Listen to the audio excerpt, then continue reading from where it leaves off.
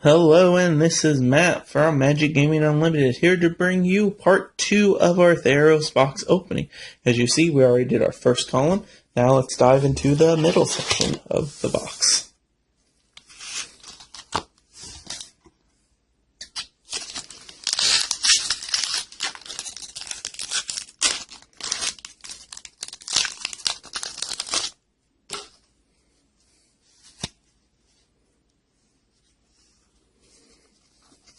As always, I'm just looking for the uncommons and rares.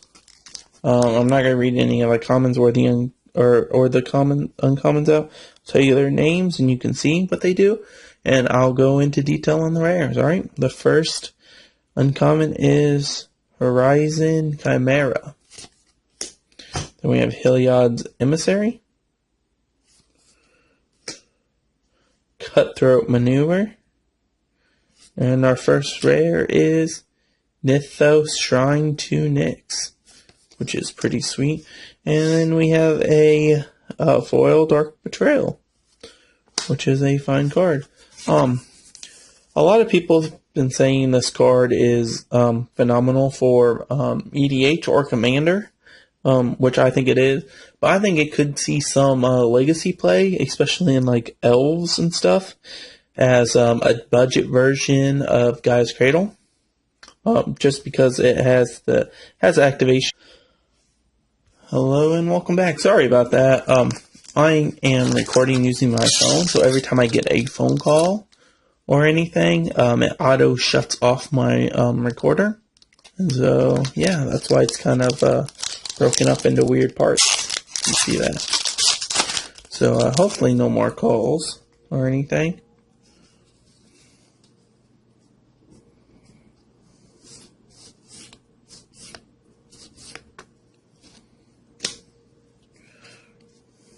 Our first uncommon is Mulgus Mauler, Arena Athlete, Warrior's Lesson, and our second rare is Thoughtseize, which is one of the cards I was super excited about the reprint, just because it is powerful and modern. I have my playset of the original ones though, but these are definitely really sweet just because of the legacy and modern playability, and I'm happy to open it. It is a black sorcery. Target player reveals his or her hand. You choose a non-lane card from it. That player discards that card, and you lose 2 life. I'm just happy that we'll see it back in Standard, as well as they're lowering the prices for the people entering Modern, which is a fine reason. So, awesome. We'll take that all day long.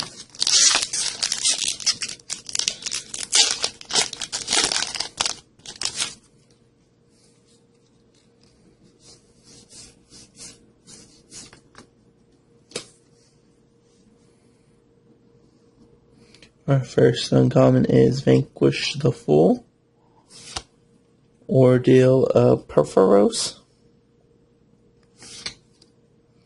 Spellheart Chimera, and our rare is Fire Drinker Satar, which is a red 2/1.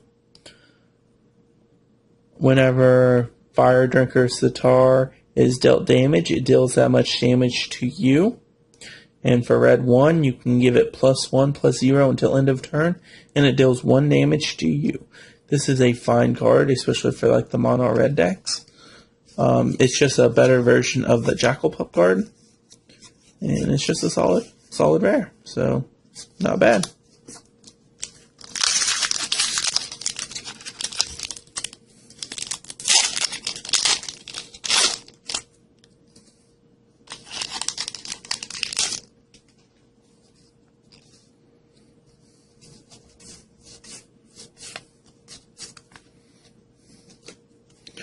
Our first uncommon is Destructive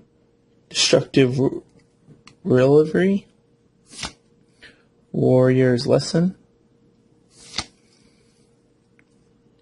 Parfrika's Mender, and our rare is Abhorrent Overlord, which is a black 5 for a 6/6 flyer.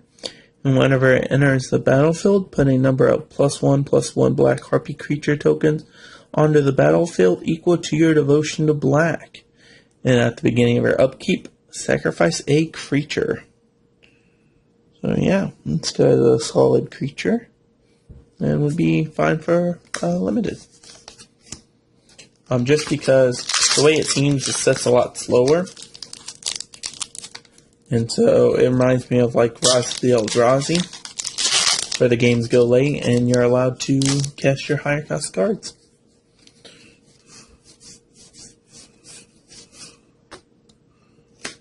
Our first uncommon is Centaur Battlemaster, Stone Shock Giant, Sator Piper, and our mythic is Theros, God of the Forge, which is a red 3 for a 6/5 indestructible. As long as your devotion to red is less than 5, Theros isn't a creature. And whenever another creature enters the battlefield under your control, Theros deals 2 damage to each opponent. And red 2, creatures you control get +1/+0 until end of the turn. This card is just a beast. I think it will see definitely constructed playability, just because red's really easy to get into. Like turn 1, you could go Rakdos Cackler, Ash Zealot, Boros Reckoner into him, and you already have your devotion already counted, just because you have to have 4, really, and Reckoner alone does 3 of it. The ability to shock your opponent every time you play a creature is exceptionally powerful. And for only 3 costs, you can fire breathe your whole team. And that seems like a great rare. So yeah, this part's turning out really good with Thoughtseize and a Theros.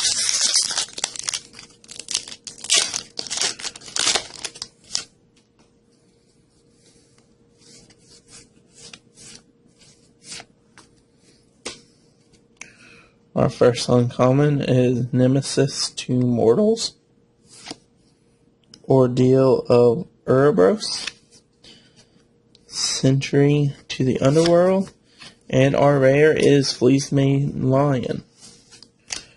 It is a green-white 3/3 cat with Monstrosity 1 for green-white 3. And as long as Fleecemane Lion is monstrositous, it is hexproof and indestructible. This card I think will see a lot of play just in the aggressive decks. It does have to fight with the Voice of Resurgent slot, but I have a feeling that if you play this turn 4, even if you have nothing else on the board and you're playing a control deck, more than likely they will have to bring Verdict just for this card, just because being hexproof and indestructible is very hard for a control player to deal with. So I think this card will see a lot of play, and I think control players will hate this card for at least a little bit.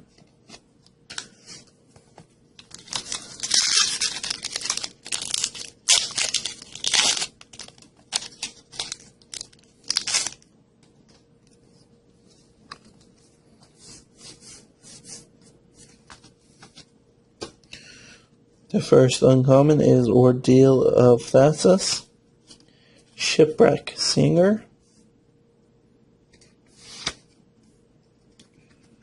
Triton Fortune Hunter, and our rare is Theros Citizen Hero for green 3 for a 4/5 heroic. Whenever you cast this a spell that targets this card, up to 3 lands you control become 2/2 warrior creatures until end of turn, and they're still lands. So yeah, that's that's the greens pre-release card. Our foil is Belfor Edoin.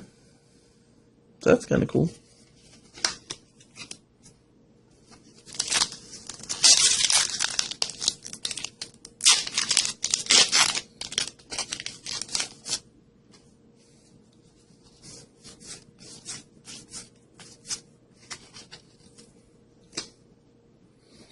Our first uncommon is Rescue from the Underworld. Gainsay. Spellheart Chimera. And our rare is Swan Song, which I think is a great rare. I think it sees a lot of potential for a legacy or modern deck, especially modern with combo decks. Not carrying like Splinter Twin and stuff. It's basically a free counterspell for blue with no drawback because you're just going to kill them infinitely. Storm could run it. I think it will see a lot of play, and I'm very excited opening it.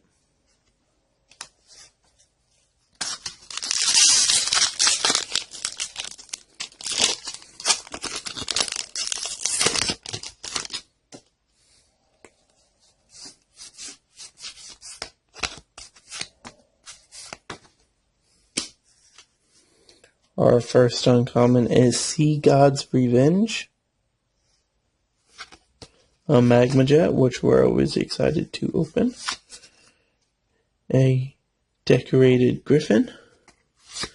And our rare is the Akoran Horse. For 4, it's a 0/4 with Defender. And whenever it enters the battlefield, an opponent gains control of it. And at the beginning of your upkeep, each opponent puts a 1/1 white soldier creature token onto the battlefield. This card's just fun for flavor-wise. And it's just a funny card. I don't see it being constructed playable at all. It might be playable in limited, but giving your opponent a 0/4 is quite a heavy blocker in the set. But the ability to keep making creatures seems good. So yeah, that's the card.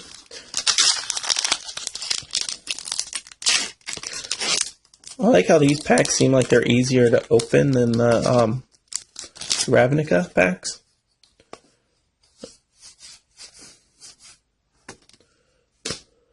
Our first uncommon is Horizon Chimera. Ordeal of Heliod. Cutthroat Remover. And our rare is Reaper of the Wilds for green black 2. It is a 4/5, and whenever another creature dies, scry 1. And you can pay black to give it Death Touch until end of turn, and green 1 to give it Hexproof until end of turn. This guy is a beating in limited, and as well as it could see some constructed playability, especially in like the green black decks. It's just a fine card, a 4/5 for 4. Can't really laugh at, as well as it has relative abilities. So yeah.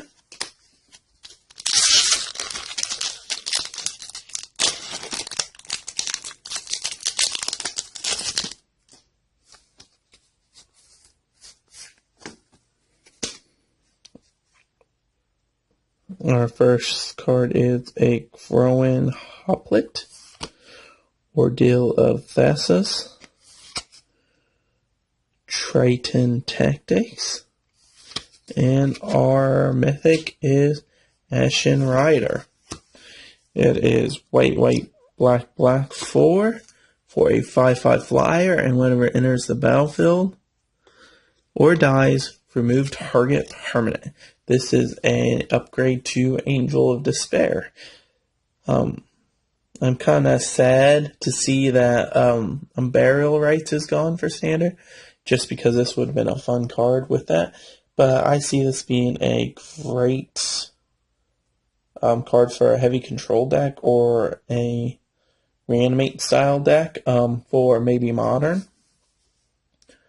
Just some of the other ones that you can reanimate, like Gristlebrand and stuff, are more powerful, but I do see this guy maybe seeing some possible play. It is a sweet art regardless, and I'm happy to open it. There's definitely a lot worse mythics you could open in the set.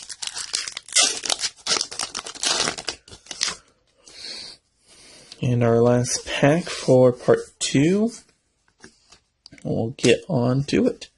Artisan Sorrow, Mulgris's Mulder, Dauntless Onslaught, and our rare is Mellitus Carleton. For a blue 2, it's a 2/3 with ability blue 2. Tap it. The controller of target instant or sorcery copies it. That player may choose new targets for the copy. This is a okay card, but I virtually seen no play in Constructed and rare play in Limited. It reminds me of like the Elite Arcanus, which is alright. If it was, instead of the controller of target instant, if it was you could copy that spell, it would be a lot better. But it's a okay card. Nothing too fancy. So part 2, not a whole lot of foils gained.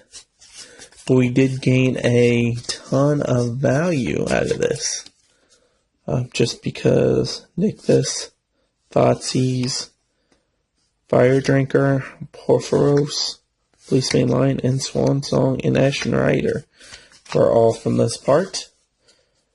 I hope you guys enjoyed the video, and tell me exactly what you guys think, and also what your thoughts are on if I should make all this stuff tradable, or if I should sell it and you guys help support me so I buy more boxes for future sets. Alright, thank you and have a good day. Look forward to part 3 coming.